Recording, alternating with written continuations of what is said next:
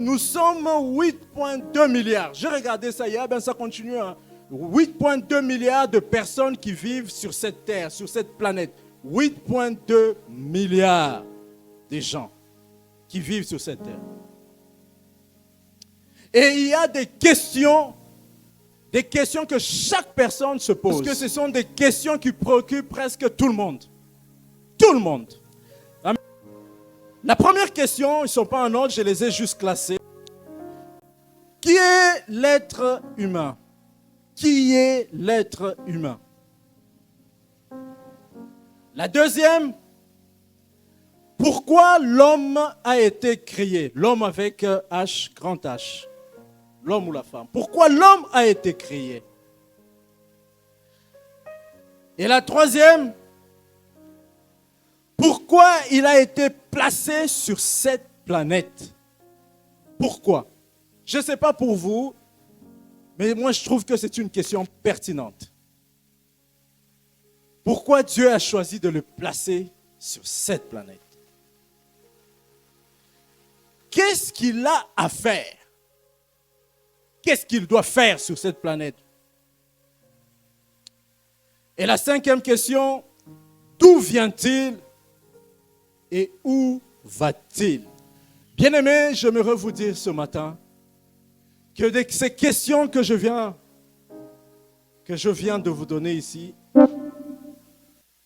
elles donnent tout ce qu'on voit aujourd'hui dans la société, où toutes sortes, je sens le... Par manque, faute d'avoir des réponses à toutes ces questions, nous avons ouvert la porte à l'idolâtrie. Amen. Faute de faire quoi? D'avoir des réponses à toutes ces questions, nous avons ouvert grandement la porte à l'idolâtrie. Nous devons savoir que l'idolâtrie, c'est quelque chose que Dieu déteste. L'idolâtrie, c'est toute chose que tu essaies de faire par toi-même pour essayer d'avoir Dieu, de voir Dieu, d'atteindre Dieu. Toutes sortes. Ou encore, toutes sortes que tu fais pour remplacer Dieu. Amen. Toutes sortes. Ça peut être l'argent, ça peut être la famille, ça peut être ton emploi. Il y a des gens qui ont tellement de choses qui sont importantes. Ça peut être un téléphone. C'est très important pour toi. Tu peux arriver à l'église en retard parce que tu as oublié le téléphone dans la maison. Est-ce que c'est déjà arrivé à quelqu'un? Tu peux arriver au travail en retard parce que tu as laissé le téléphone à la maison. Tu peux faire 1 mois, 2 mois, 3 mois sans lire la Bible, mais tu peux passer 50 heures, 70 heures sur TikTok, sur Instagram. Que Dieu nous aide. Mais pourquoi Dieu va choisir l'homme? Pourquoi il va dire qu'on va créer l'homme et le poser sur cette planète? Pourquoi? La Bible nous dit dans 1 Jean 4, 8, la Bible dit que c'est lui qui n'aime pas n'a pas connu Dieu, car Dieu est qui? Dieu est amour. La première chose, c'est que la première motivation de Dieu pour nous poser sur cette terre, c'est l'amour. Amen. Et donc, si Dieu est amour, donc toutes ses actions seront naturellement et surnaturellement motivées par l'amour. Tout ce qu'il fait.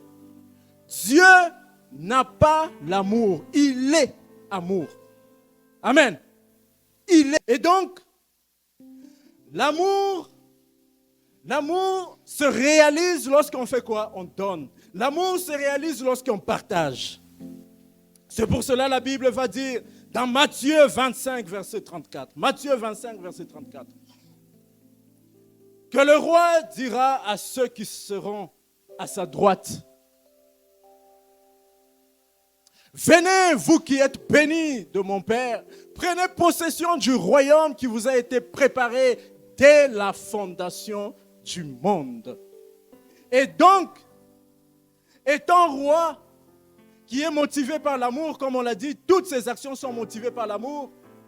Il a éteindre pour nous, il a créé pour nous cette terre par amour et a posé cet homme pour que, à travers toi et moi, qu'il puisse se glorifier. Amen. Pour Dieu est en train de te dire que s'il t'a posé, si tu es sur cette terre, c'est pour sa gloire. Amen. Est-ce que vous le croyez? Est-ce que vous le croyez?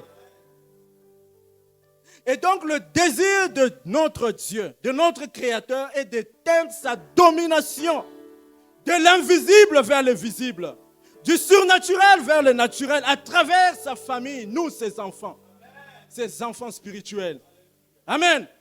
Dieu veut éteindre son influence sur cette terre, mais à travers nous. Dieu veut toucher Sherbrooke à travers nous.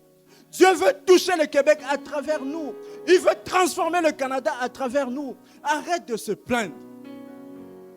Arrête. Et juste laisser Dieu faire son œuvre à travers toi. Amen. Il veut guérir les malades à travers toi. Il veut restaurer les familles à travers toi. Il veut rétablir des villes à travers toi. Il veut ressusciter des morts à travers toi. Il veut sauver des vies à travers toi. À travers toi. Est-ce que tu le crois? Et donc pour ce faire, Paul il va nous dire que soyez des imitateurs de qui? De Christ. Vous allez connaître ce que Adam avait perdu parce que Jésus a amené. Le problème avec nous, on laisse Dieu de loin. On laisse Jésus de loin. Et on le regarde de loin, on l'observe. Mais on veut devenir comme lui. Amen. On veut régner, mais sans Jésus. On veut guérir, mais sans Jésus. On veut ressusciter les morts, mais sans Jésus. On veut résoudre tous les problèmes, mais sans Jésus. Pour le faire, il faut imiter Christ. Matthieu 9, 35, verset 3. Jésus parcourait toutes les villes et les villages, enseignant dans les synagogues, prêchant la bonne nouvelle du royaume et guérissant toute maladie et toute infirmité. La Bible dit qu'il parcourait toutes les villes, toutes et des villages. Il prêchait, il enseignait, il guérissait, il était très occupé. Amen. Il guérissait. Et il veut continuer à le faire à travers toi. Est-ce que vous le croyez ce matin? Il veut continuer à parcourir toutes les villes et les villages à travers toi. La Bible dit, le fait qu'il parcourait toutes les villes, il a commencé à attirer la foule. Voyant la foule, il fut ému de compassion. Amen. Pourquoi? La foule était languissante, qui veut dire souffrir de quelque chose. Les gens étaient abattus. Ils étaient épuisés. C'est comme un légume qui est fini. Il n'y a plus de vie. Il n'y a plus de vie. Et lorsque Jésus voit cette foule, la Bible dit qu'il a compati avec. Je suis allé un peu plus loin. Il a dit à ses disciples, la moisson est grande, mais peu. Pasteur, la moisson est grande. La moisson est grande. Pour lui, lorsqu'il a vu ça, c'était une telle agonie qui remplissait le cœur de Jésus alors qu'il regardait la moisson. Je vais vous dire quelque chose. Pour un fermier, parce que j'ai un fermier qui a beaucoup travaillé, qui a cultivé les champs, et là c'est le temps de la récolte. Il arrive, il commence à chercher qui peut l'aider. Qui peut m'aider à faire la récolte, à récolter? Qui peut m'aider? En fait, il est en train de voir une chose. C'est que si je n'arrive pas à récolter, parce que je n'ai pas d'ouvrier, ça sera une perte. Gaspillage. J'ai passé des heures, j'ai investi beaucoup d'argent, j'ai investi même mon sang, je suis allé même à la croix, mais par manque d'ouvriers, des gens qui se disent, moi je n'irai pas. Moi je refuse. Moi je ne veux pas travailler. Je ne veux pas qu'on m'identifie comme chrétien. Je ne veux pas parler de Christ à côté de toi, Christ est en train de dire que la moisson est, mais il y a peu d'ouvriers. Par manque de main-d'œuvre, toute la récolte risque d'être gaspillée, jetée à la poubelle. Amen. Et toi, tu es heureux que moi j'irai au ciel, même seul, j'irai seul au ciel. Combien de fois tu passes des heures, des mois, juste à prier pour ton voisin? Combien de temps que tu investis juste à prier pour les gens qui ne sont pas sauvés? Je veux vous dire encore ce matin que la moisson est... Et Dieu nous a donné ce message parce que toi et moi aujourd'hui, si nous sommes là à ce rendez-vous, c'est parce qu'il veut qu'on en fasse quelque chose. Amen. C'est parce qu'il veut qu'on en fasse quelque chose. On ne doit pas rester indifférent face à la moisson. Amen. La moisson, c'est le besoin des gens qui crient devant Dieu. Les besoins sont énormes, mais pas d'ouvriers. Les gens sont abandonnés à leur propre sort. En passant, je suis allé dans une église où on a fini, l'adoration était parfaite, la prédication, on a tout fait.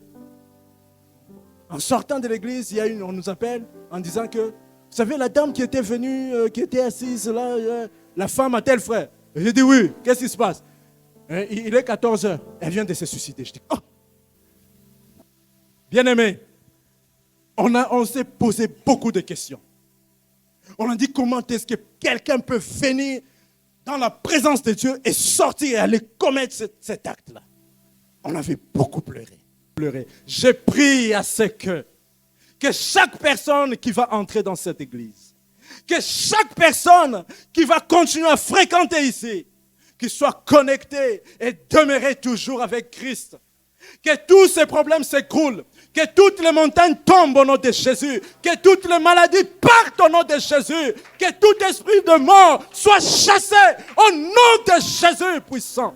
La Bible dit qu'il nous a posé pour qu'on fasse quoi? Qu'on puisse dominer. Ésaïe va dire dans Ésaïe 26, verset 13, que Éternel notre Dieu, d'autres maîtres, autres que toi, ont dominé sur nous. Au lieu de dominer, nous sommes dominés. Au lieu d'assujettir, on est assujettis. Ça doit finir. Ça doit finir au nom de Jésus. On doit mettre fin à ça au nom de Jésus. Bien-aimés, j'aimerais... Ne soyons plus indifférents. Je ne sais pas ce que tu es en train de traverser. Je ne sais pas ce qui sont tes priorités sur cette terre. La moisson est grande, mais il y a peu d'ouvriers. Il a envoyé les 70. Il a dit aussi, priez que le maître fasse quoi? Le maître de la moisson puisse envoyer. Ne sois pas distrait, ne te laisse pas dans la distraction. Pour un fermier, lorsqu'il voit que la moisson elle est prête, n'a plus le temps à perdre. Le fermier veut juste trouver des gens qui vont aller récolter. Amen. Rapidement, sinon c'est gaspillage. Je tiens à vous dire que Jésus revient bientôt. Bien-aimé, je sais que toi, tu es ici, tu es prêt, toi et ta famille. Et ton voisin, toi et ta famille, vous êtes prêts pour aller au ciel. Mais ta voisine, ton employeur, amen, nous on est prêts. Toi, tu viens tous les dimanches ici à l'église. La prochaine fois, invite tes voisins. Dis, venez avec moi. Venez avec moi. Parce que c'est lui qui a la vie. C'est lui qui a l'espoir. Viens avec toutes ces personnes. Toutes ces personnes-là qui sont dans la foule, languissantes, fatiguées, laissées à eux-mêmes. Ne reste pas indifférent. Commence par prier. Commence par donner l'amour. Commence peut-être par aimer juste les gens qui sont autour de toi. Pas les encourager. Bien-aimé, tu vas te mettre debout. Oh,